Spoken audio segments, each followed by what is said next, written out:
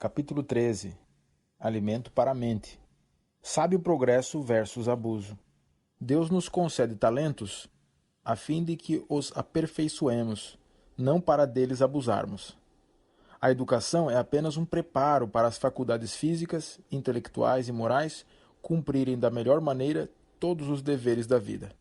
A leitura imprópria provê uma falsa educação. O poder de resistência e a força e atividade do cérebro podem ser diminuídas ou aumentadas segundo a maneira na qual são empregados. Alimento saudável para a mente.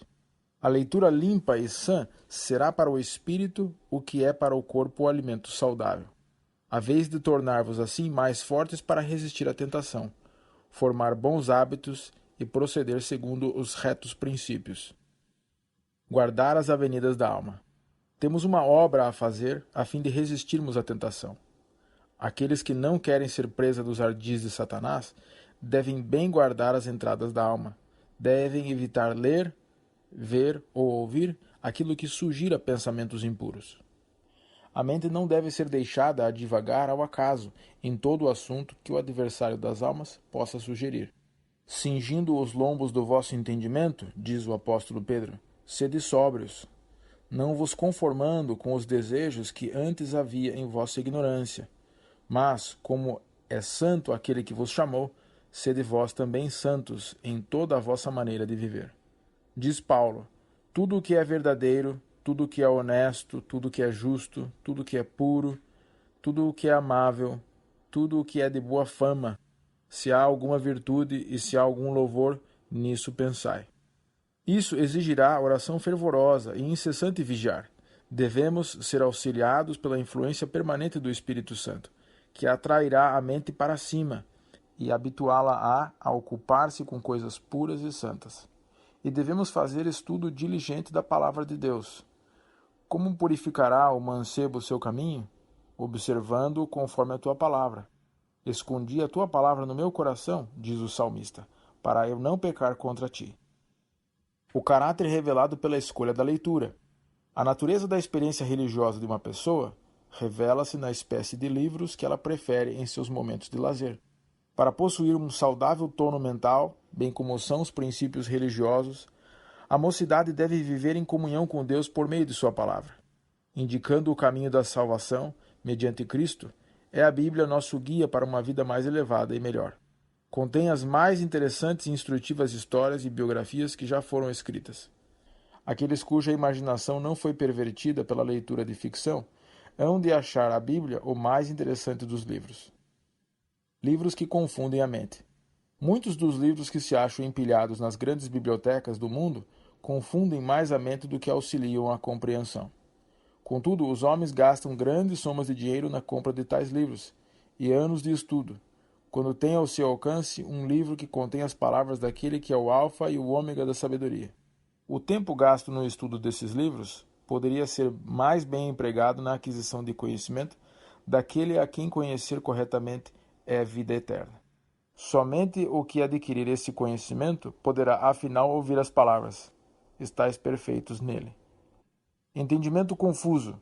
Quando a palavra de Deus é posta de parte, sendo substituída por livros que desviam de Deus e que confundem o entendimento no que respeita aos princípios do reino dos céus, a educação dada é uma perversão do que se entende por este nome. A menos que o estudante tenha um alimento mental puro, completamente expurgado daquilo a que se chama educação superior, e que está misturado com sentimentos de incredulidade, não pode ele verdadeiramente conhecer a Deus. Unicamente os que cooperam com o céu no plano da salvação podem saber o que significa, em sua simplicidade, a verdadeira educação. Despótico poder dos autores ateus. Palavras do anjo instrutor. A mente humana é facilmente encantada pelas mentiras de Satanás, e essas obras produzem uma aversão à contemplação da palavra de Deus que, recebida e apreciada, assegurará a vida eterna ao recebedor. Vós sois criaturas de hábitos, e deveis lembrar-vos de que os hábitos corretos são uma bênção, tanto por seu efeito sobre o vosso próprio caráter, como em sua influência para o bem em relação aos outros. Mas os hábitos incorretos, uma vez adotados, exercem um poder despótico e levam em cativeiro as mentes. Se nunca tivesseis lido uma só palavra desses livros, de autores incrédulos, estariais hoje muito mais aptos a compreender esse livro, que acima de todos os outros livros, merece ser estudado, e dá as únicas regras corretas acerca da educação superior. Leitura superficial produz imaginação doentia. Há muitos de nossos jovens aos quais Deus dotou de capacidades superiores. Deu-lhes mesmo os melhores talentos. Mas suas faculdades se enervaram, a mente ficou confusa e enfraquecida, e através de anos não experimentaram nenhum crescimento na graça e no conhecimento das razões de sua fé, porque condescenderam com o gosto da leitura de novelas. Tem tanta dificuldade em controlar o apetite de tais leituras superficiais, como tem o beberrão em controlar sua sede de bebidas intoxicantes. Esses poderiam hoje estar empregados em nossas casas publicadoras e ser eficientes obreiros como guarda-livros, ou preparando manuscritos para o prelo, ou lendo provas. Mas perverteram seus talentos, a ponto de tornarem-se dispépticos mentais, e consequentemente são inaptos para uma posição de responsabilidade, onde quer que seja. Têm a imaginação enferma, vivem uma vida irreal, são inaptos para os deveres práticos da vida, e o que é mais triste e desanimador é que perderam todo o estímulo para leituras sólidas. Tornaram-se fascinados e encantados com o alimento mental, tal qual as histórias intensamente excitantes contidas em Cabana do Pai Tomás. Esse livro foi um bem em seus dias, aos que necessitavam de um despertamento em relação com as falsas ideias que entretinham sobre a escravidão. Mas nós estamos no próprio limiar do mundo eterno, quando semelhantes histórias não são necessárias no preparo para a vida eterna. Livros que enfermam a mente. Contos de amor e narrativas frívolas, excitantes, constituem outra espécie de livros que são uma praga a todo leitor. Pode o leitor atribuir boa moral à sua obra e, através de toda ela, entretecer sentimentos religiosos.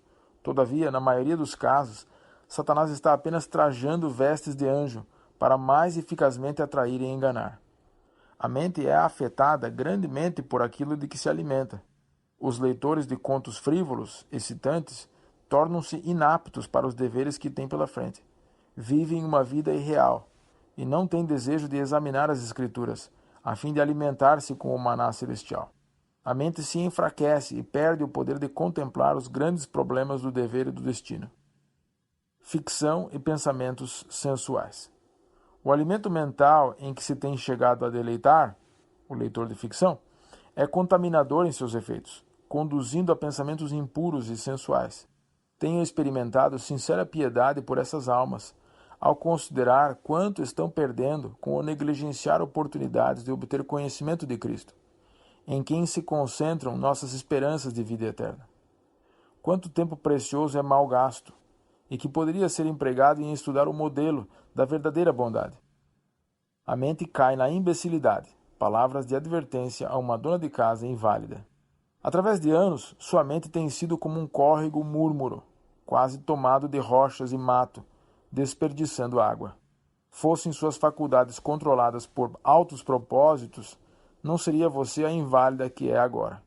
Você imagina que deve ser tolerada em seu apetite caprichoso e suas excessivas leituras. Via à meia-noite a lâmpada acesa em seu quarto, e você debruçada sobre algum conto fascinante, estimulando assim o seu cérebro já sobreexcitado. Esse procedimento tem diminuído o seu poder sobre a vida, enfraquecendo-a física, mental e moralmente. A irregularidade causou desordem em sua casa, e se continuar, levará sua mente a cair em imbecilidade. O prazo concedido por Deus foi abusado, e desperdiçado o tempo de concessão divina. Ébrios mentais.